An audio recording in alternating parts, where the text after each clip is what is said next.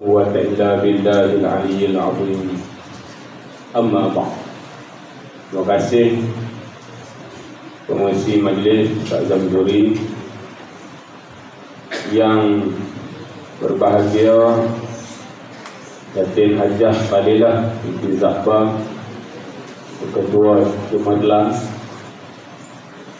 Badrulita Binti Nasir, penolong kanan, Panizatul Azwa, Ibu Ridwan, guru-guru dan pelajar-pelajar yang dirahmati Allah Subhanahu wa taala. Alhamdulillah, syukur kita kepada Allah Subhanahu wa taala di atas segala nikmat. Ada sebab tu tak sambung.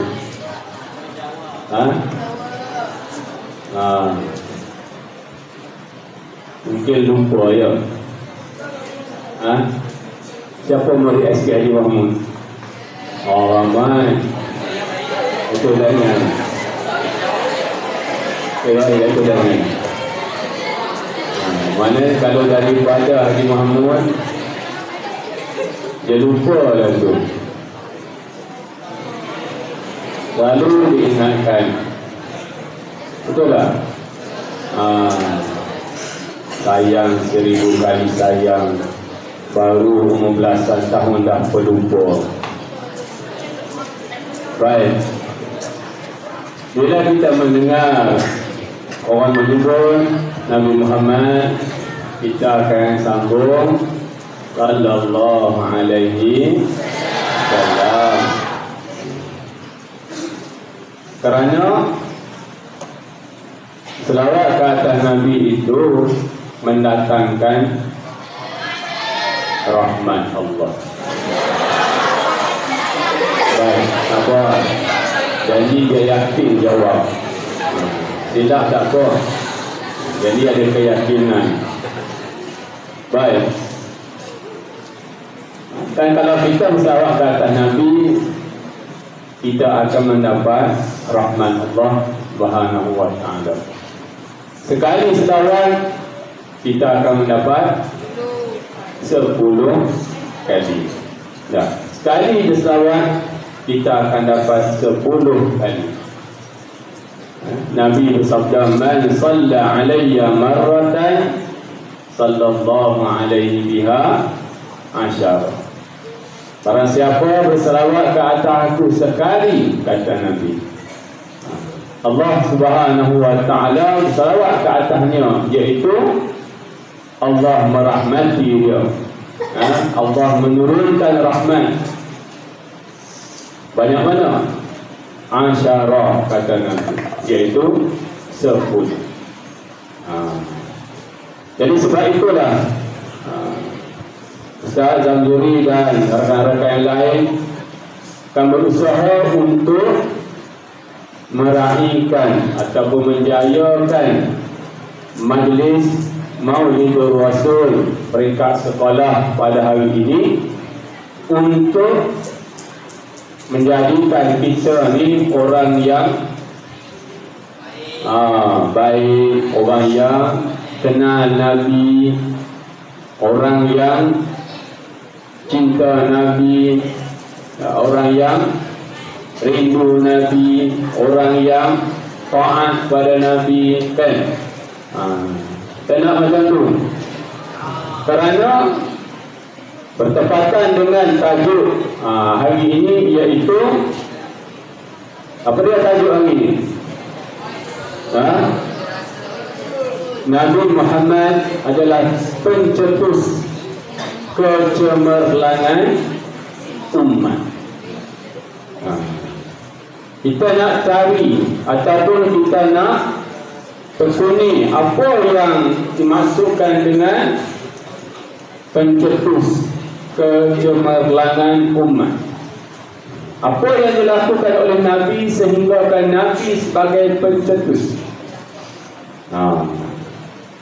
Kita nak lihat insya-Allah.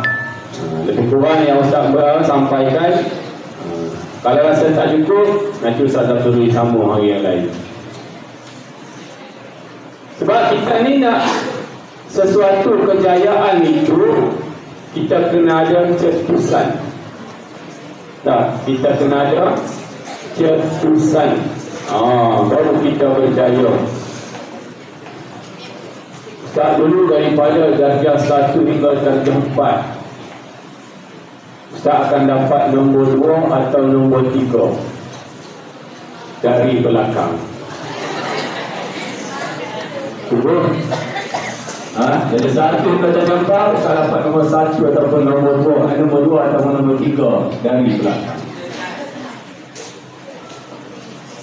Bila naik darjah 5, Ustaz dicetuskan oleh bapa saudara Ustaz, iaitu akan hadiahkan sepasang kasut jika berjaya mendapat nombor 1 hingga 5. Dulu kasut palas itu memang popular lah, kan Ustaz dulu memang popular waktu itu.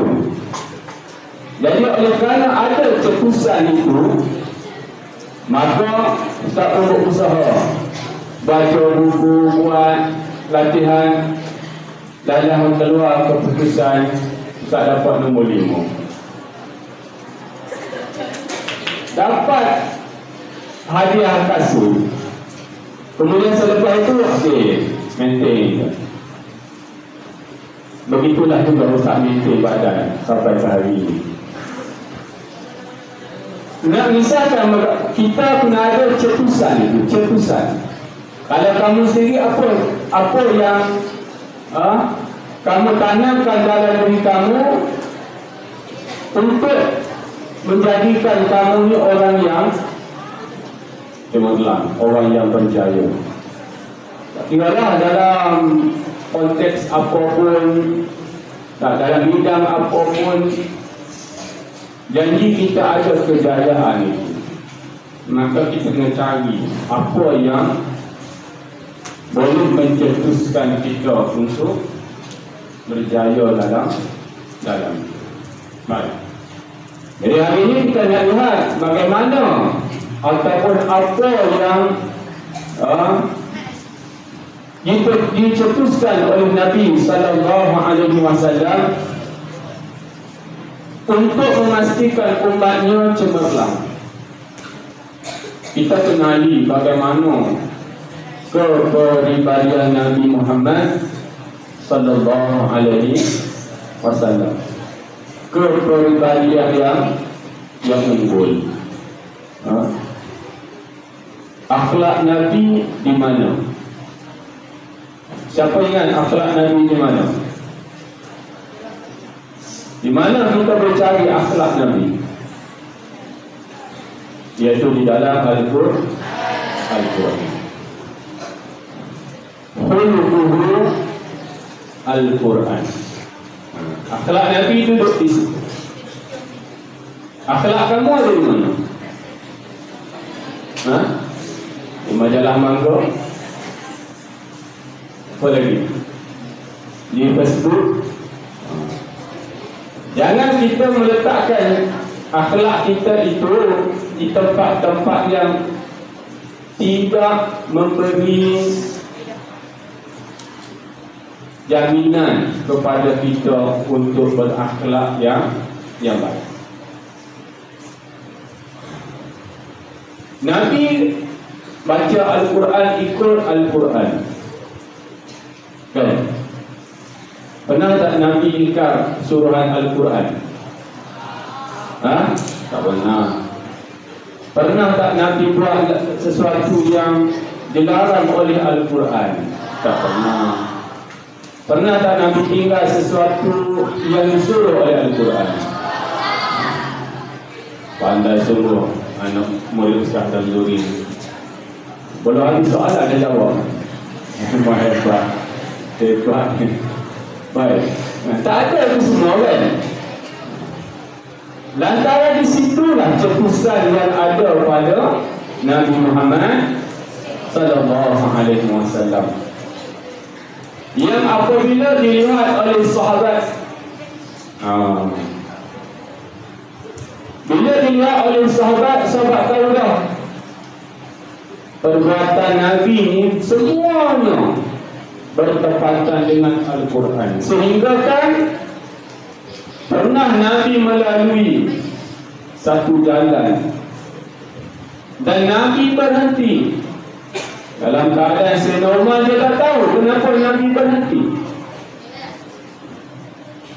Dan satu ketika dia lalu jalan itu,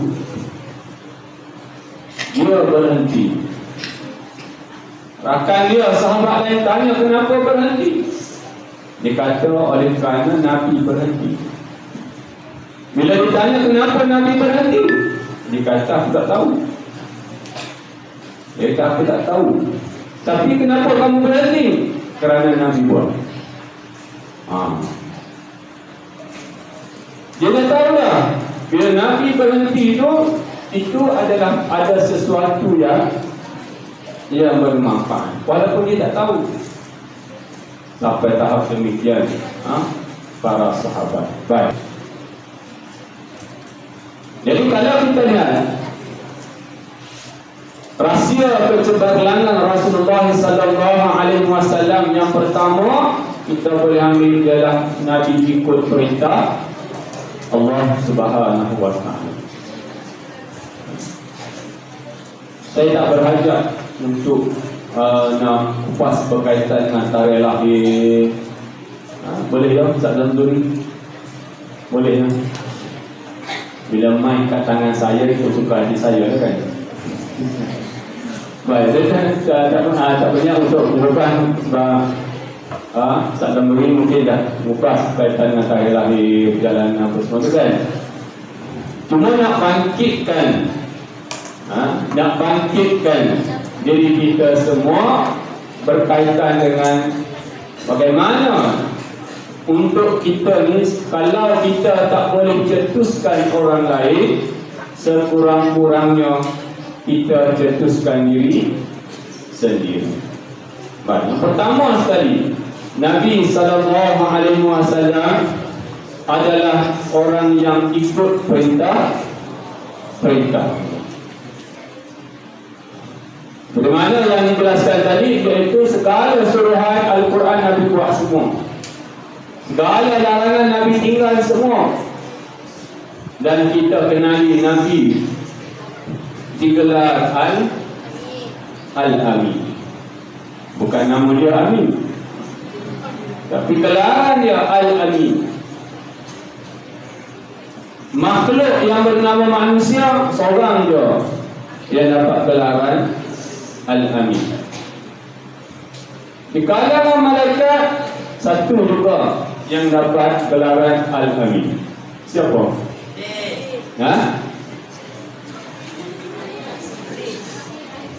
Malaikat Jibril alaihi salam.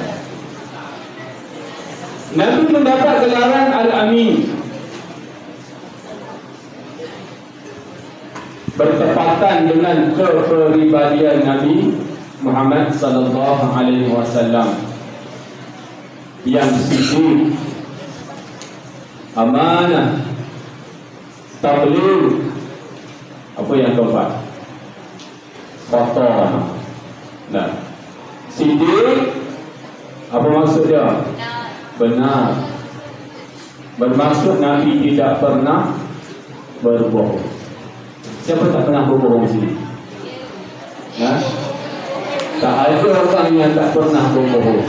Kalau dia kata saya tak pernah berbohong, bohong berarti. Sebab tak ada orang yang tak pernah berbohong.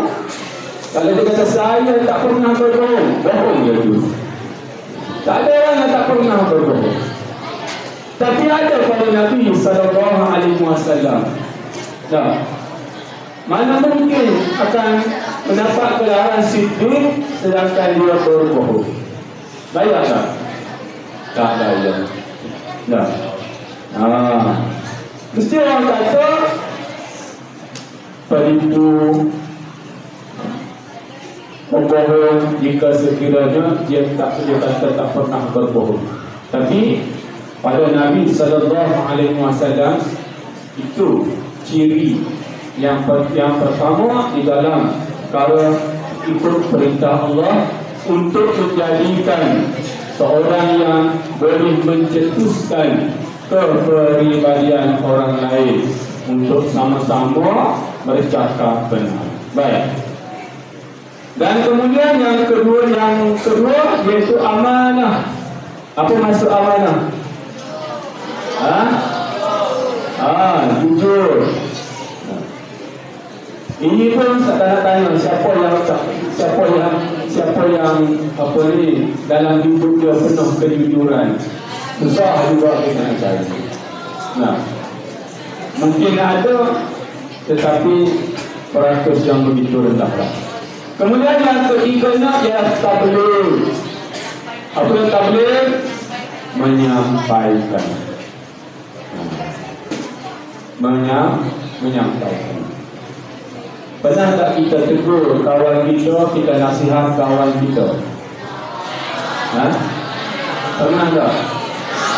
Alhamdulillah. Maknanya itu dah ada salah satu sifat yang ada pada Nabi sallallahu alaihi wasallam, iaitu tabligh, menyampaikan, menasihati, pesan memesan di antara satu sama lain. Dan yang terakhir fatana. Apa dia fatana? Bijaksana. Ada nama fatana ni? Tak ada. Kalau ada pun tak mengaku. Fatana, bijaksana. Ada pada Nabi sallallahu alaihi wasallam. Ya. Siapa yang menghafal juzuk 30? Bukan 30 juzuk 30. Daripada surah An-Naba, amma yatasaalun, sampai surah An-Nas, qul a'udzu birabbin nas, sampai surah An-Nas. Siapa yang hafal? Tak ada. Inna lillahi wa inna ilaihi raji'un. Bukan mati. Kamu tahu tak? Kalau kamu menghafal juzuk 30 itu,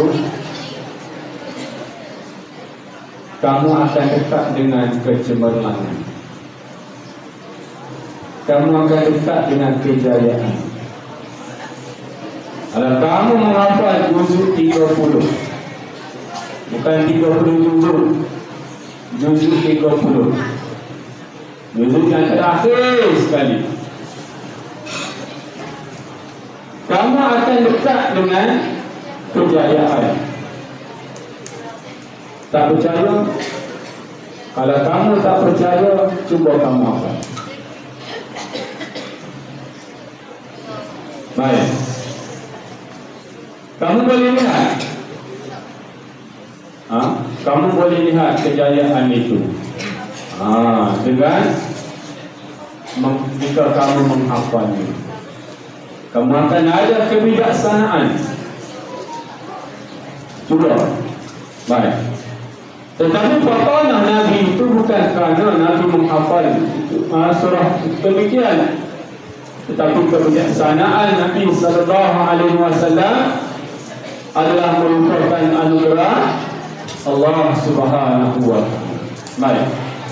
Itu yang pertama berkaitan dengan Nabi ikut perintah Allah. Yang kedua kecemerlangan yang ada pada Rasulullah adalah, yang keduanya ialah kerana Nabi meneladani nabi-nabi terdahulu. Macam kita ni lah, kita kena teladani rakan ataupun pelajar yang baik. Tengok siapa yang baik, kita pun teladani dia. Allah suruh Nabi baca kisah Nabi Ismail alaihissalam. Siapa yang suka baca kisah Nabi? Saya, siapa saya tu? Ada seorang dua. Alhamdulillah. Bagaimana Nabi disuruh oleh Allah baca kisah Nabi Ismail alaihissalam. Nabi disuruh oleh Allah baca kisah Nabi Ibrahim alaihissalam. Nabi disuruh oleh Allah baca kisah Nabi Idris alaihissalam. Nabi disuruh oleh Allah baca kisah Nabi Musa alaihissalam. Dan lagi-lagi. Kenapa Allah suruh Nabi Muhammad baca kisah-kisah Nabi?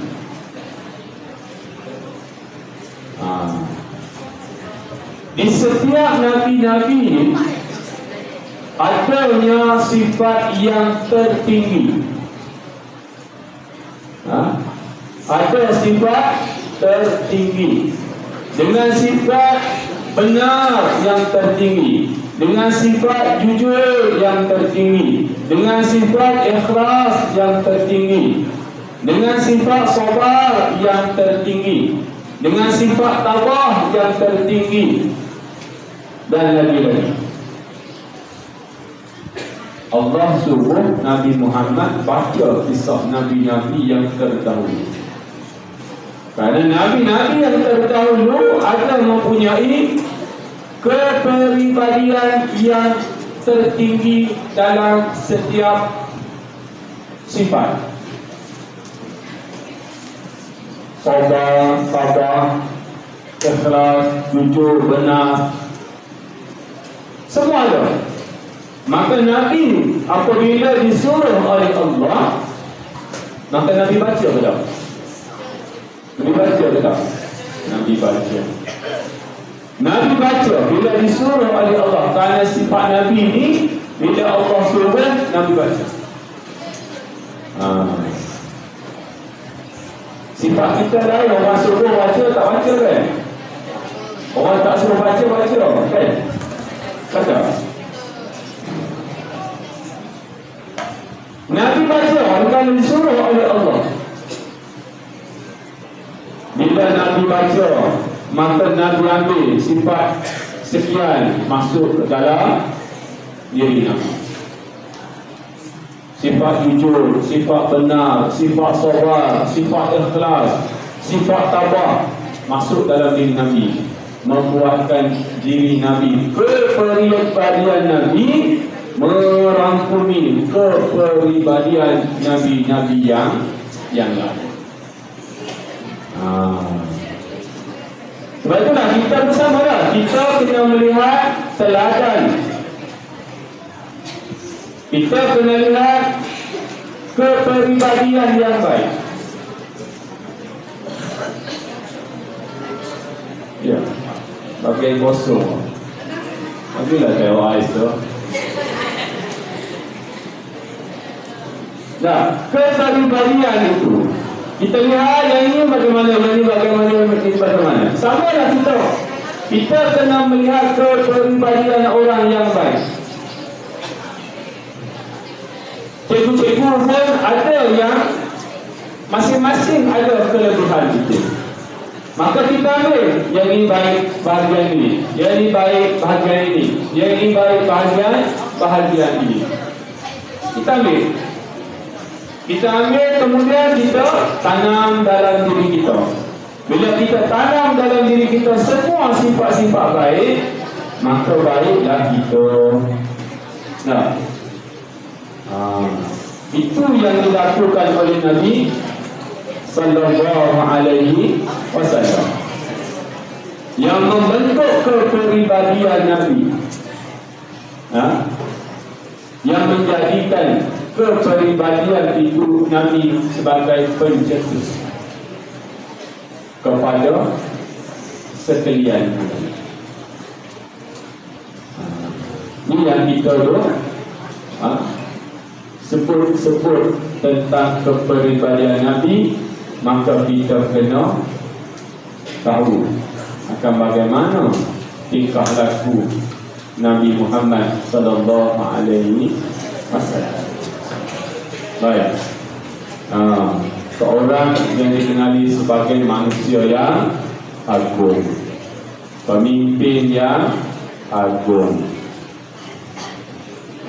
penghulu kepada segala makhluk di atas muka bumi. Baik. Jadi itu yang kedua. Yang keduanya tadi, Nabi Muhammad sallallahu alaihi wasallam meneladani sifat-sifat Nabi yang terdahulu, yang menjadikan kecemerlangan sifat ada pada Nabi Muhammad sallallahu alaihi wasallam.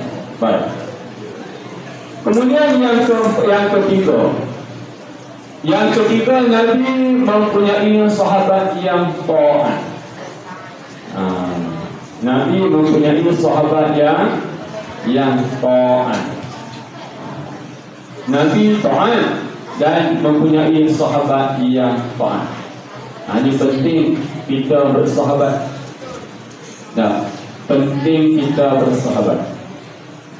Kita kena pastikan kita bersahabat kerana Allah. Kalau kita berpisah juga kerana Allah. Macam mana contoh berpisah kerana Allah? Berpisah tapi kerana Allah. Belajar. Ini bukan yang berpisah dengan cara baik je. Maknanya berpisah cara baik. Tapi kalau orang tak tahu, dia nampak perpisahan itu perpisahan yang seolah-olah yang dilarang oleh agama. Sedangkan bila kita berpisah dengan rakan kita yang melakukan perkara yang dilarang, maka itulah dia perpisahan kerana Allah. Kita dah tegur dah, tapi tetap dia buat juga perkara yang demikian. Untuk mengelak kita daripada terikut sama, maka kita hendaklah berpisah dengannya. Berpisah itulah dia berpisah kerana Allah.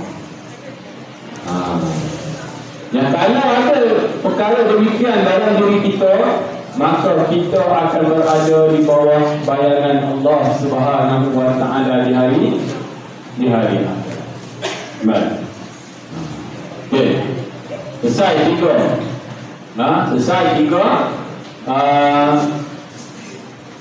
Perkara yang mana bagai pencetus kecemerlangan Nabi sallallahu alaihi wasallam. Apa dia tiga perkara tadi? Yang pertama, saya ingat tak? Yang pertama apa dia tadi? Apa dia yang pertama?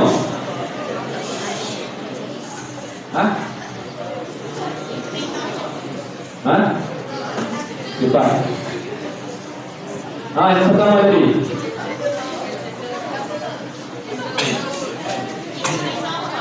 Ya, ikut perintah Allah. Tepat dia di depan sekali. Yang pertama sekali ialah ikut perintah Allah.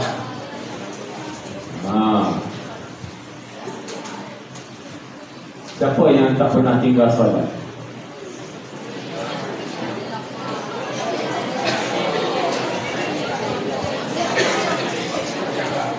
Awal-awal lagi langgar perintah Allah. Macam mana? Macam mana? Solat 5 waktu je. Solat 5 waktu je. Sehari semalam. Siapa rindu Nabi? Ya. Boleh tanya ke ni? Boleh, kita dengar. Jatuh tanya. Tuntutan solat disuruh oleh Allah dan diajar oleh Nabi Muhammad sallallahu alaihi wasallam. Kita bila kita sebut Nabi, kita kata rindu, sayang, kasih. Tapi kalau Nabi suruh buat, kita tak buat, ada tak tanda kasih, sayang? Ada tak? Kalau seseorang yang kita suka, dia suruh kita buat sesuatu, buat kan? Tak buat juga? Pelik je. Kalau orang kita suka pada seseorang itu, kemudian dia suruh kita buat sesuatu, buat atau tak buat? Tak buat juga? Baik.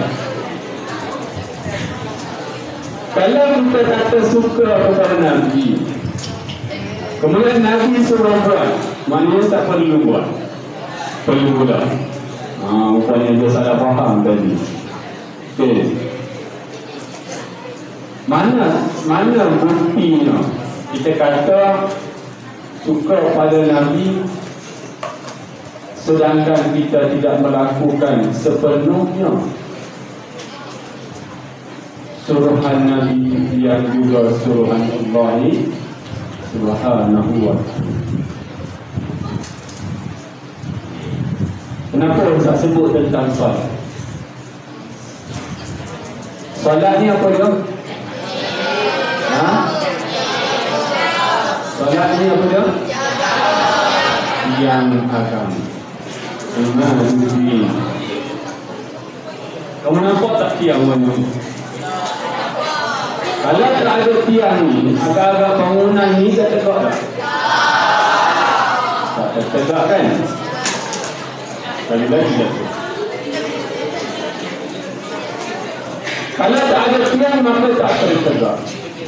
Bagaimana nak tegaknya agama dalam diri kita kalau tak salat, kalau salat kita tinggal?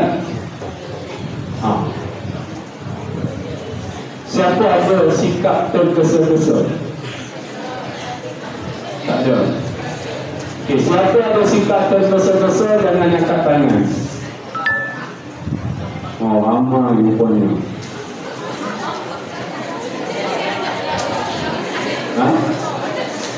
Siapa yang ada sikap tergesa-gesa, jangan angkat tangan.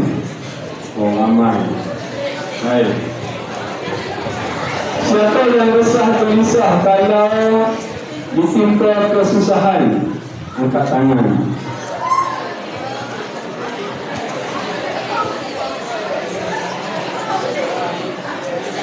Siapa yang terkekut bila diberi kesenangan? Jangan tujuh orang.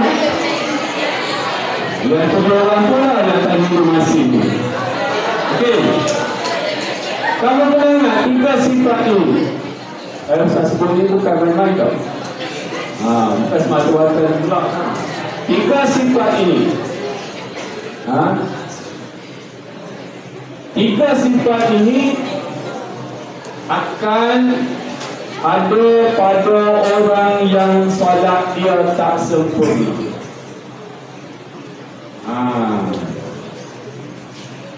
Yang pertama tadi apa dia? Sebab tergesa-gesa. Yang kedua, gelisah. Yang ketiga, terkekut. Allah sebut dalam Al-Quran, innal insana khuliqa halu'a idza massahu syarru jazu'a wa idza massahu khairu manu'a illa al-musallin alladhina hum ala salatihim daimun. Penuh yakin dia sambung sahur. Itu surah Al-Ma'un, ini surah Al-Ma'arij. Ini Allah kata manusia ada sifat ini, sifat tergesa-gesa, sifat resah gelisah apabila ditimpa kesusahan, sifat terkut apabila Allah bagi rezeki, kesenangan. Ni manusia dia. Allah kata illal musallin, kecuali orang yang apa dia? Orang yang solat. Kecuali orang yang solat. Alladzina hum ala salatihim daimun. Sama lagi. Iaitu orang yang salat dia berterusan. Orang yang salat dia berterusan. Baru dia hilang, tak ada dalam diri dia tiga sifat itu. Kalau dia tinggal salat, maka dia akan ada tiga sifat itu. Dan macam mana pula kita nak pastikan seharian kita sempurna salat kita? Tuan, diajar oleh Nabi Muhammad sallallahu alaihi wasallam. Siapa yang tahu angkat tangan? Tak bagi hadiah oleh air. Baik. Diajar oleh Nabi. Macam mana cara kita, apakah cara kita untuk memastikan salat seharian kita dan ibadah seharian kita itu sempurna? Apa? Baca Fatihah. Apa? Gugur. Syukur. Baik, okey. Nabi ajar. Nabi ajar kepada kita untuk menjamin ibadah kita seharian dengan solatnya, dengan segala suruhannya yang lain, semuanya sempurna. Nabi ajar. Hadis yang panjang, Nabi kata, apabila kita tidur malam, maka diikat oleh syaitan di belakang tengkuk kita ini dengan 3 ikatan. Syaitan ikat belakang 3 ikatan. Ikat yang pertama, Nabi kata, dia bisikan dekat telinga. Dia kata, bermalam panjanglah kamu. Kemudian dia ikat sekali lagi. Dia pesan lagi, bermalam panjanglah kamu. Dia ikat sekali lagi. Kali ketiga, Nabi kata, syaitan bisik lagi, bermalam panjanglah kamu. Dekat 3 ikatan Nabi kata. Dengan ketiga ikatan itu, bisikan yang sama dia bisikan di telinga. Apa dia bisik tadi? Apa dia? Ingat, pernah dibisik ke? Dia kata pernah. Semua orang dibisikkan jika sekiranya dia tidur tanpa berwudu. Siapa tidur tak dengan berwudu? Siapa dia yang tidur dia berwudu dia baru tidur? Alhamdulillah. Yang ni tak terangkat. Yang lain terangkat lah tu.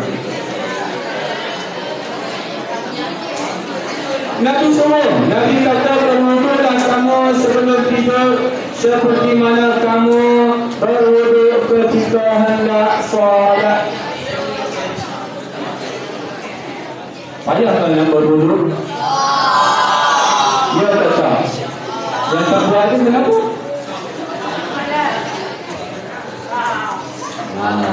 Senang je kan? Senang je berwudu. Okey, baik. Selesai di sini, tinggal juga. 3 ikatan diikat Nabi kata. Bagaimana nak lepaskan 3 ikatan itu? Adakah potong dengan gunting? Adakah ambil kapak atas leher kamu? kita tak nampak ikatan itu. Nah, ikatan itu kita tak nampak, bisikan kita tak dengar, syaitan pun kita tak nampak. Tapi itulah yang dikhabarkan oleh Nabi sallallahu alaihi wasallam. Macam mana nak lepaskan? Nabi kata, hendaklah bangun pagi. Yang pertama sekali Nabi kata, ingat kepada Allah. Bangun, ingat kepada Allah, maka terlepas ikatan yang pertama. Apa tanda kita bangun, kita ingat kepada Allah?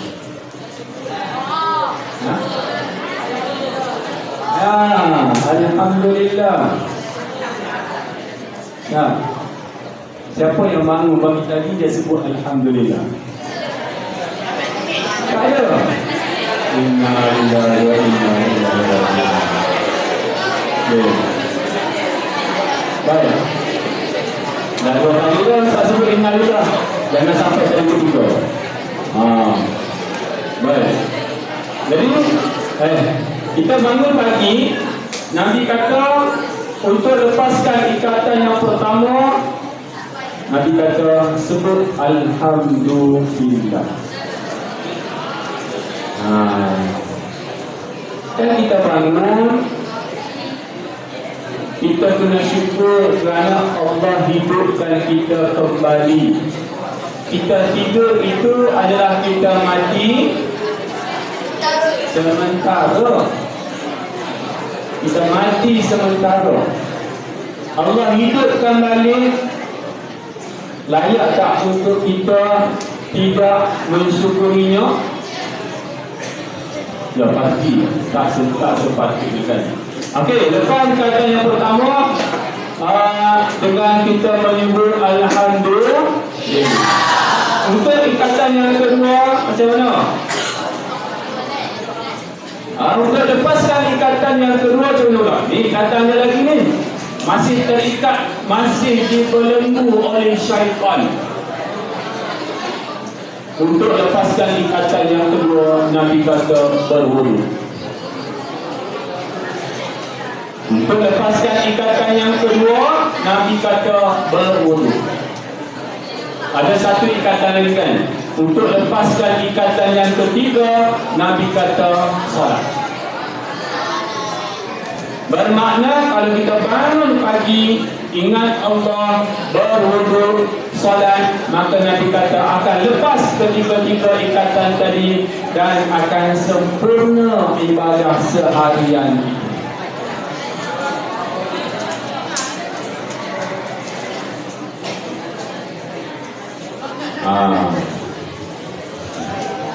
Ini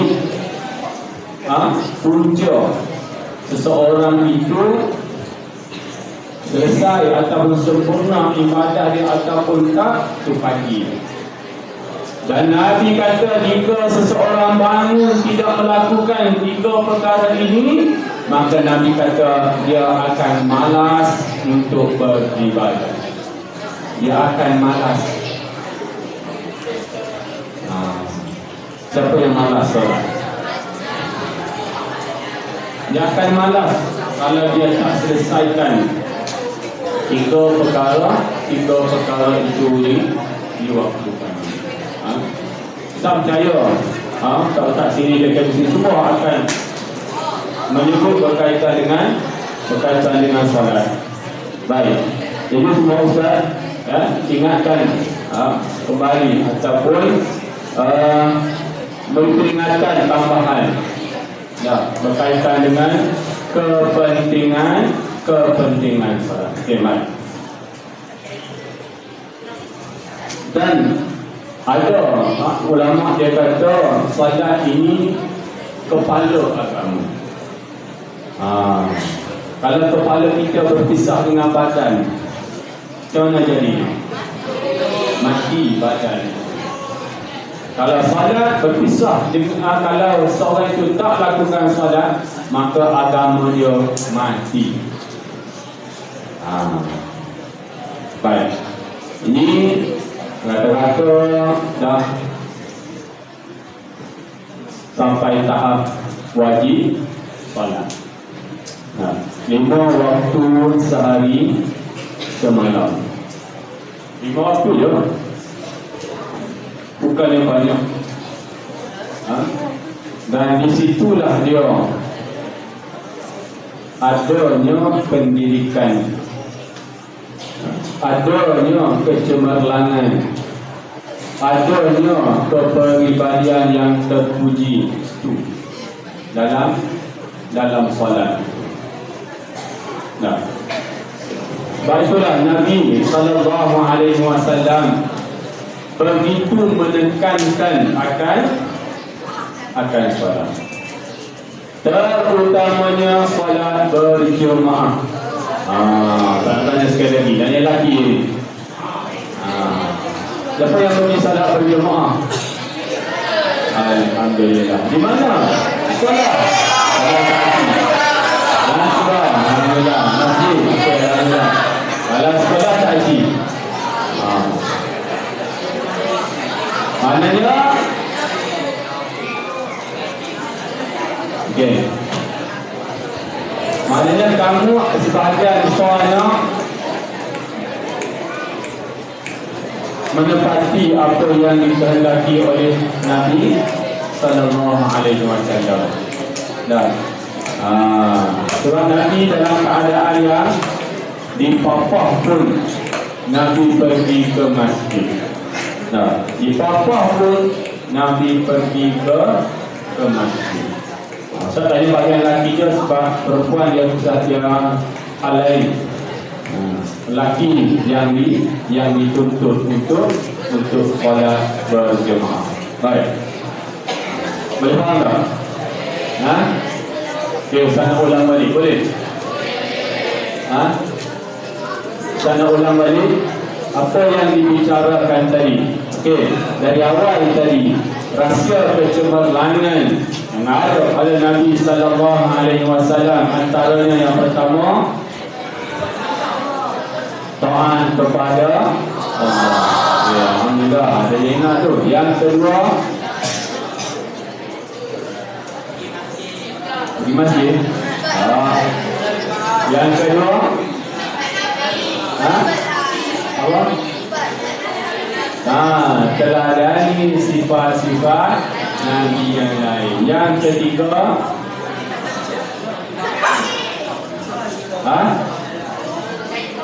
apa dia yang ketiga tadi?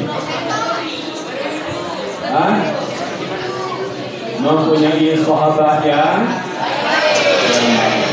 mempunyai sahabat yang taat. Yang mana kita pun kena jadi sahabat yang baik, dan kita kena cari sahabat yang baik untuk menjamin kepribadian kita itu baik. Okey. Kemudian tak betul berkaitan dengan solat. Tak betul berkaitan dengan solat. Yang mana untuk memastikan ibadah kita seharian itu sempurna, kita kena buat apa di pagi hari? Yang pertama, alhamdulillah, bila kita bangun sahaja dari tidur. Yang kedua, yang ketiga, solat. Okey, sebelum itu tadi, kita tidur malam, syaitan buat apa? Syaitan akan dekat di belakang untuk kita dengan berikatan. Macam mana nak elak syaitan dekat? Berwudu bila? Sebelum berwudu sebelum tidur. Nabi suruh, bukan saya suruh, Nabi suruh. Berwudu sebelum tidur. Mudah je. Tak mudah. Sekarang Semua ini kalau tak boleh buat banyak-banyak pun boleh buat berwuduk sebelum tidur. Banyak kelebihan dia. Banyak kelebihan dia. Kalau kita berwuduk sebelum tidur, kita tidur kemudian kita mimpi. Mimpi itu boleh jadi benar. Mimpi itu boleh jadi benar sebab kita tidur dalam keadaan tanpa adab. Kita tidur dalam keadaan suci dalam tubuh. Kita tidur dalam keadaan suci, kita tidak berhadap. Maka kita mimpi itu adalah benar. Okey, boleh faham? Jadi apa yang saya harapkan kepada kamu semua, jangan berhenti untuk membaca kisah-kisah Nabi. Jangan berhenti kita membaca kisah-kisah Nabi. Kalau ada membaca ataupun mendengar, bila ada program berkaitan dengan memperingati Nabi, kita akan hadir. Kerana di situ adanya rahmat. Dan betulah juga majlis-majlis semua yang lain, semuanya mengandungi rahmat Allah Subhanahu wa Ta'ala. Jadi saya rasa masa pun dah penghujung. Kamu pun dah nak balik. Terima kasih lagi. Terima kasih lagi. Bukan dengan kamu sampai nanti, tapi sama tepuk tangan tak nanti ada. Baik. Memandangkan jam pun dah 6 menit. Jadi saya rasa itu seperti setakat ini. Saya harap sangat-sangat apa yang saya sampaikan ini kamu boleh ingat, walaupun tak semua, ingat poin-poin yang penting dan boleh amalkan. Boleh amalkan dan untuk mendapat ganjaran yang lebih lagi, kamu ingat-ingatkan kawan yang tak ingat, yang lupa, maka akan dapat ganjaran yang lebih. Sebab itu sahaja dari saya. Minta maaf kalau ada terpaksa atau kurang. Assalamualaikum warahmatullahi wabarakatuh.